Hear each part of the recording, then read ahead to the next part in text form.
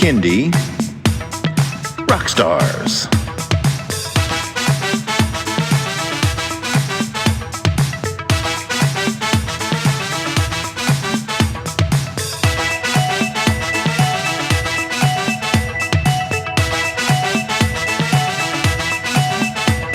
Prepare for a treat, let's meet and greet some bands and singers that are super sweet, making music that's fun for boys and girls. Help them learn about this great big world. Fun for the family, yes it's true, your kids will love it and you will too. Clap and dance and sing aloud, become a part of the Kindy crowd. These songs will make you move your feet and give your ears a great big treat. So settle in, grab your guitars, and let's get to know our Kindy Rockstars.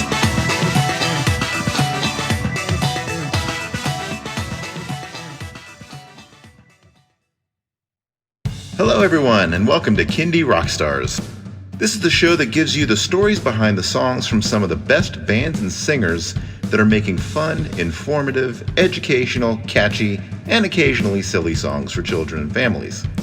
I'm your host, Patrick Adams, and each episode of Kindy Rockstars will feature an artist and a featured song. So let's get to this week's show.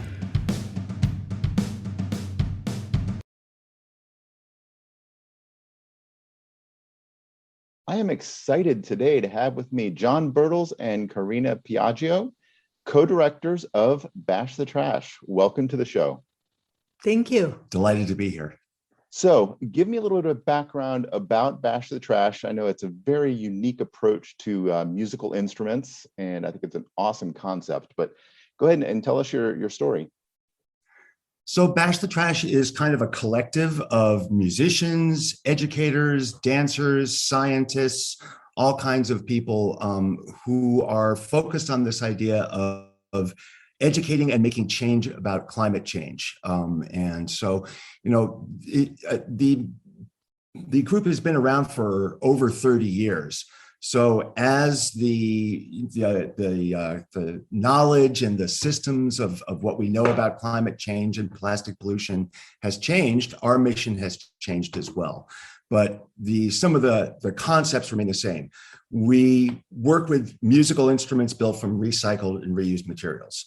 And we focus on the science of sound. We focus on the materials themselves, where these things come from, where they go to. So we talk about the waste stream, and we talk about where garbage comes from and where garbage goes to, and the troubles that we're running into with plastic pollution in the oceans, among other things. And it's more than that as well, because it's also kind of a collective. We have about 35 musicians across the US and internationally.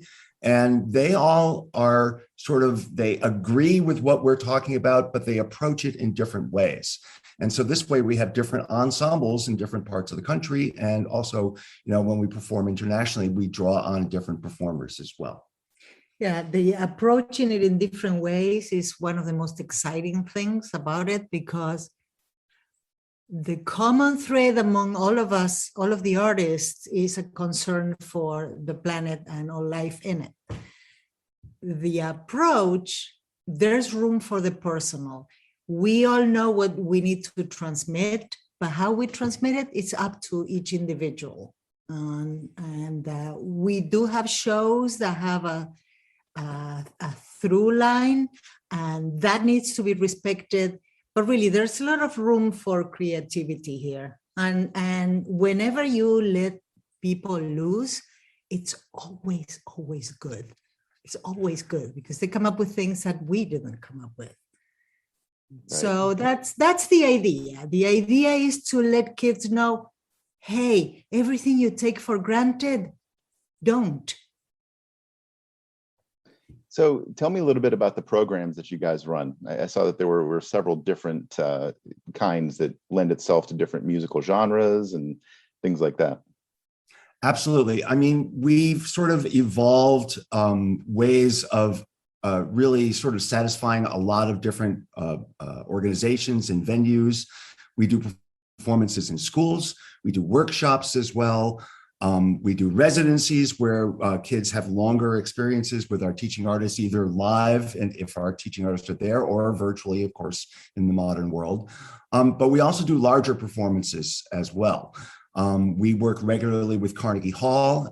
When things were live, we were doing 2 shows a year where we were No, bringing not in the big hall, not Right. in the big hall, but in the education department. Right. And we would bring 20 musicians, and we would build over the course of a day over 1,000 musical instruments, and 200 kids at a time would come into our shows. So we would perform for these kids, and they would also use the musical instruments that they built as well. And then sort of the final component of all this is things like education of teachers and of performing artists as well. So we work with Kennedy Center as working with teaching districts and so forth with professional development for teachers, but also we work with performers because not all music performers understand how to perform for kids. They certainly know how to perform for adults. So we also run programs on teaching performers for children how to be better performers, how to make connections better. So it's really a combination of education and sort of fun, exciting performance as well. Yeah, exactly. So you said you've been around for over 30 years. And considering the mission of this, how have things evolved since this first began? Just understanding, how society has changed, information has changed, and awareness has changed. It's funny because we used to start the show saying the words, have you ever heard the term global warming? And the only thing we got was Crickets. Nope, nobody had heard of it. So imagine the curve since 30 years ago where nobody had heard the term global warming to what the planet is now. Imagine that. So we had all throughout, we evolved the language, the content. We always try to be knowledgeable of the science as it advances, gathers data, releases it, interprets it. And we try to convey that to kids that are not ready to hear all the science, are not ready to hear about the extinction of cute animals, but are ready to understand how the entire system of the planet works. So that's what we focus on. And plastic pollution, which is something that everybody can see, observe, suffer, and modify. I think one of the main changes that are happening right now is that it used to be that we were focused mostly on awareness, knowledge of the problems. And now we're more focused on activism, on making the actual change. The IPCC climate report that came out just about 3 weeks ago was devastating and terrifying. IPCC is Intergovernmental Panel for Climate Change. And it's an intergovernmental project that sort of focuses on what the Earth is going to look like 10 years, 20 years, 50 years, if we continue to use fossil fuels at the same rate or if we change. And the idea is if we change, we can sort of prevent the Earth from becoming worse. We know that there's change that's going to happen. That's a very difficult change. But we can affect that outcome. And the idea that is now is the time, and the kids that we're talking to are the ones who are going to be affected the most. So that's why we're trying to bring this out. Correct. I mean, how much longer you and I are going to be on this planet? And I mean, we hope a lot, but we know that the little ones are going to suffer the brunt, you say? The brunt of it. So the idea is, and besides a fossil fuel industry is not jumping on this. It's kind of saying it's jumping on this, but it's jumping on this 30 years from now, 20, when everything is already going to be affected. Yeah, when they have no other choice. Exactly. Yeah. So what we want by now is to turn the kids into activists. Yeah. Why are you doing this to me? Why are you doing this to me? Don't stop it this second. Right. Convert to renewables now, tomorrow, start tonight, and tomorrow you start. So that's what we want to do. It's a very tall order, we know. Yeah, simple and easy. And I think we have to approach this with humor and with sort of the love of the arts and so forth, because otherwise it's all gloom and doom. And also, you know what? You can't present kids with only gloom and doom and no way out. You have to present them with things that they can do. They have to see the light at the end of the tunnel. They have to know that they can do something about things. Otherwise, it's just too dark. Yeah, it's too dark. All about the message and the delivery of the message, for sure. Absolutely. And there has to be hope at the end. There has to be hope. Hope and involvement, because that's where the hope comes from, is your personal involvement in making that change. So when you work with kids, do you they make their own instruments? Do they come to the table with their own ideas? Do you have themes? What are some of the most interesting instruments you've seen kids make? I mean, it's so amazing. We, first of all, because we have to work with materials that the kids can find themselves, because the idea is not to buy stuff. The idea is to find it around you, whatever's around. Well, the context of this, let me tell you a little bit about the structure. We go into classrooms, having already shown the show. We go into classrooms and the kids will have brought bags with their own trash. Right. Go on.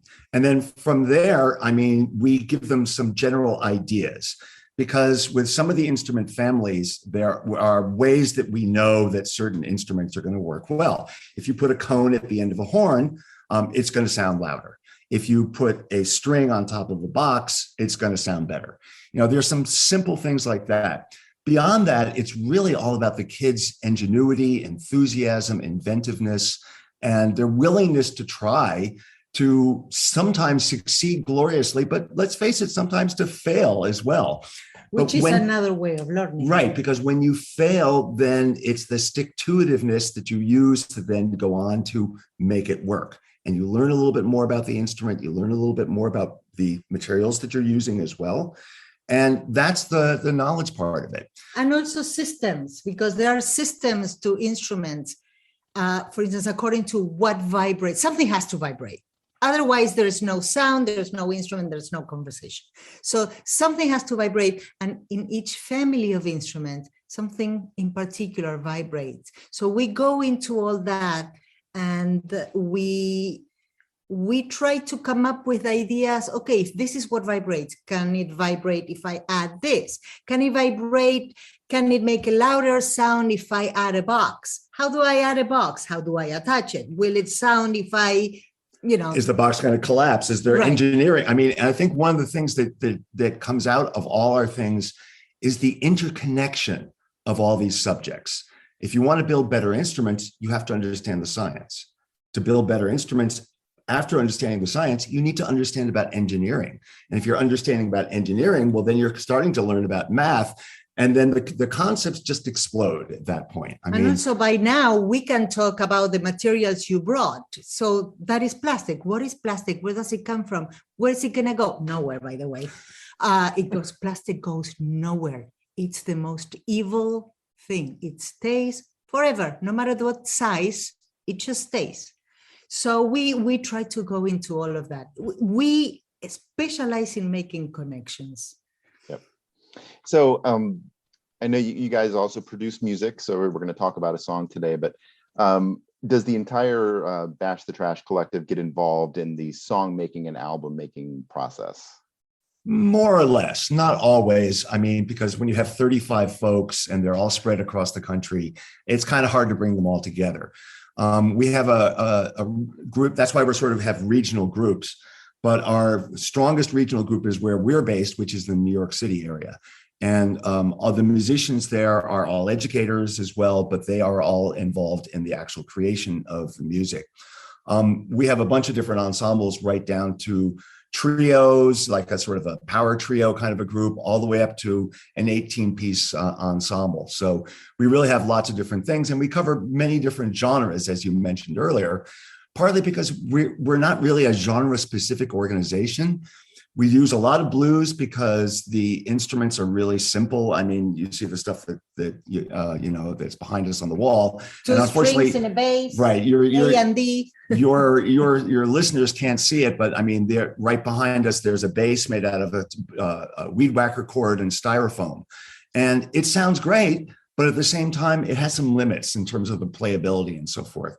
So we stick with simple song forms, although we don't always. And, a lot of times we bring in instruments that are sort of hybrids of real instruments and our garbage instruments. And every now and then we let a real instrument into the mix. Like in the song that we're focusing on this time, we let a real trombone in there because we needed something that was really emphatic. Yeah, So, we don't exclude. yeah, we're not exclusionary when it comes to real instruments. So parents that are interested in getting their children involved with what you're doing, how would they find you, sign up for your programs and participate? Well, you can find us at our website, which is bashthetrash.com. And at bashthetrash.com, we list all our programs that are virtual as well as live. And of course, in the virtual world, I mean, we don't have to travel to reach kids in schools or places like that. We've done over, I would say, 250 virtual programs since last March. So we have a lot of experience in what we're doing. And those are complete concerts as well as individual workshops and so forth. You can also get a sense of things at our YouTube channel, which is just go to YouTube and type in Bash the Trash and you'll find us there. And there's a lot of recordings of our concerts and song videos and so forth, plus step-by-step instructions in video form so you can build your own cool and weird musical instruments. And that's really what it's all about. I mean, we build the instruments ourselves, but really, it's about you building your musical instrument and what you do with it. And that's the focus. Very good. All right. Are you guys ready to get into your song? All right. Absolutely. This episode's song is called 2 + 2 is Not 5. Tell me, what was the inspiration behind this song and the message behind it? All right. The inspiration was, I got really angry. A few years back, there was a, what was he? The secretary of environmental protection. He was the head of the Environmental Protection Agency. I moved the table again. And he did not believe in global warming and did not believe in the science that was coming about global warming. And I got so angry. And I scream at the TV because, I listen to news and I argue with the TV. And I told them, but that is like saying 2 + 2 is 5. So then we had to write as protest songs for one of the shows in Carnegie Hall that each event had a theme. And this one was protest songs and that kind of thing. And I said, 2 + 2 is not 5. And I wrote a song that says, the lyric goes more or less, I went to school like most of you and I learned that 2 + 2 is 4. Please don't tell me it is 5 because I know it's not so.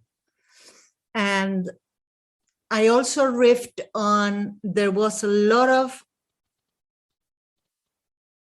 anti-science movement. Misinformation. A lot of, there was, I don't know why I speak in past tense, but that makes me really, I find it very frustrating. If you accept that 2 + 2 is 4, you have to accept that 4 + 4 is 8. And if you take it like that, there's a lot you must accept. And there's very little you can deny. And so the song is all about that. There was this libtard insult going around to people that believe in science. And that also I found very frustrating. And so in the song, it says something, you can call me names, but 2 + 2 still is 4. So that is pretty much the spirit of the song. Am I forgetting something? No, I want to tell a little bit about the instruments before they play, so you hear what you understand what you're listening to.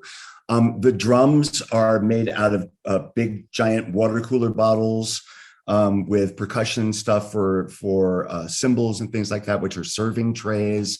The bass drum, the kick drum, is made out of an old suitcase. The guitar it's like a regular 6-string guitar neck, but it's attached to an oil can. So of course we call it, 6 liters of rock and roll when we describe the guitar. The bass is made out of weed whacker cord. It's not made out of styrofoam. It's made out of an old drawer this time. And the violin thing that you're hearing is something called the styrolin, which is a 2-string violin made out of styrofoam. And the only real instrument there is a real trombone, which we asked Sam to put in there. So Sam Kulik, Right. who's the singer, you will hear him riffing on the 2 + 2 is 4 theme, because I told him, so you have all this time. I said 2 + 2 is 4. Give him some examples. 1 Yeah. + 3 is 4. right. 3 + 1, et cetera, et cetera. And then I told him, just keep on riffing on that for X amount of time. And- so he and- came up with wonderful things. And each time we perform the song, He does it he does it differently. differently. And at the very end of the song, we always yell out to the kids, so what does 2 and 2 equal? And a lot of times we get 5, which is not what we're looking for. That's the kid's sense of humor. Exactly. All right, let's get into it. Here is 2 + 2 is not 5 by Bash the Trash.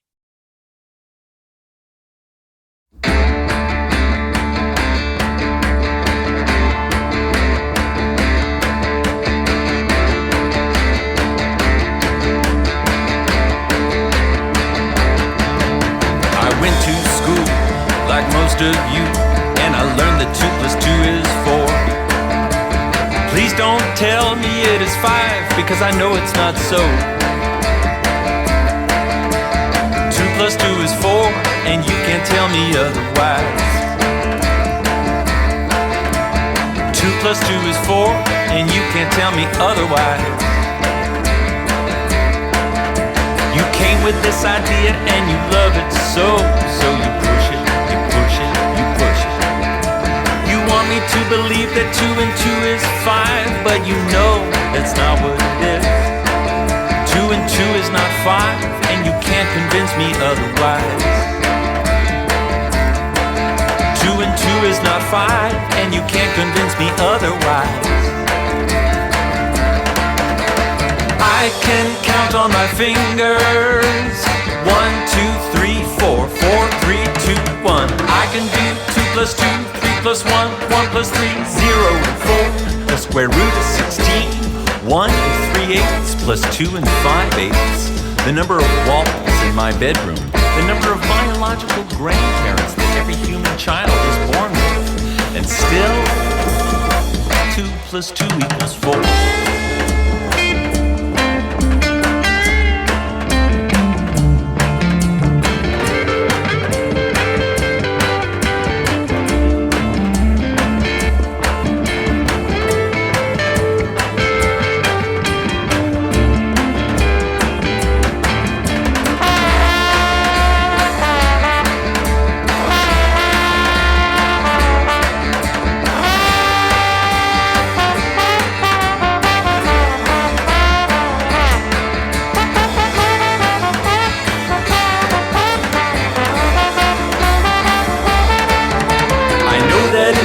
The number 4 is contentious, and you like to scream and shout in my face. I'm mistaken and I'm wrong, I'm also dumb and pretentious. You can snicker at my 4, you can call me bad names, and still I went to school like most of you, and I learned that 2 + 2 is 4. Please don't tell me it is 5, because I know it's not so. 2 + 2 is not 5, and you can't convince me otherwise. 2 + 2 is 4, and you can't tell me otherwise. Yes, still I have learned that 2 plus 2 is 4, and you cannot convince me otherwise. 2 plus 2 is 4, and you can make that go away. 2 plus 2 is 4, and you can't make that go away.